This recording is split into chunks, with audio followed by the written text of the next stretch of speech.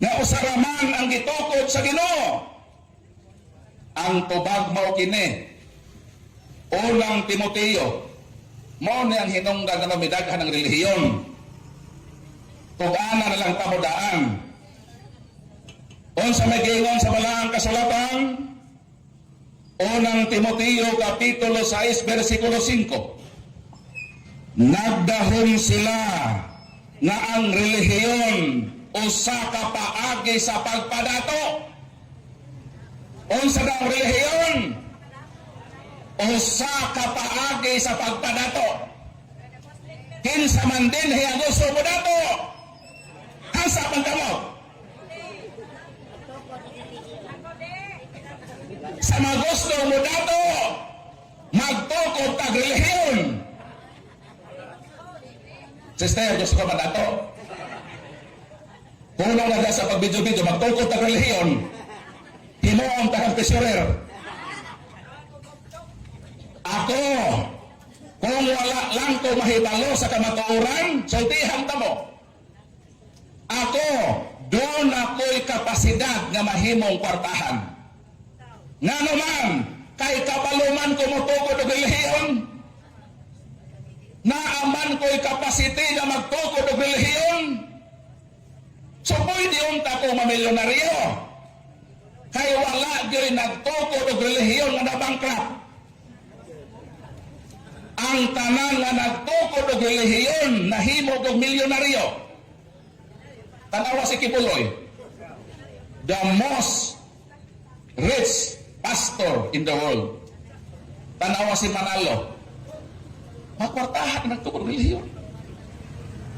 Mao na nganong midaghan ang relihiyon kay ang relihiyon matod sa Biblia usa ka paagi sa pagpadato.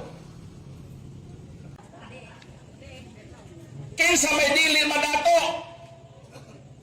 Pananglitan ang akong membro isa ka gatos. 50 ni ana ka membro, puro profesional. Nagsweldo og tagpay 5,000.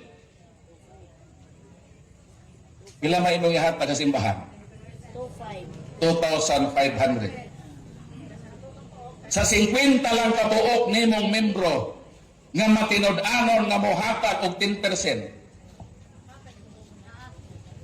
Ang membro 25,000 ang income, kaltasan og 2,500 pilay na bilin. 22,000 o 500 pesos. Pila ang muadto sa pastor? 2,500 times 50 equals 125,000. Okay na ba na? Okay na ba na ang inyo 22,000 na lang? Dito, nagwaliwali ng ubakat. Gigamit ang Biblia sa Katoliko. Meron mong tagmamahin, ganyan ba? Nagamit-gamit ang Biblia na hinimo sa Katoliko. Gigamit ang Biblia na hinimo sa Katoliko. Aron na maulit tag 10%. Meron ba ang tagmamahin, ganyan ba? Maon na nga nang midaghan ang relihiyon. Dito sa Cebu, naa dito'y born again ang ilang simbahan, the Living Bread. Midaghan naman ilang membro. Di midako na po ang ikapolo. Nahitabo gyud nga nang giaway ang senior pastor ug ang iyang assistant. Sa ilang panag-away nabahin sila.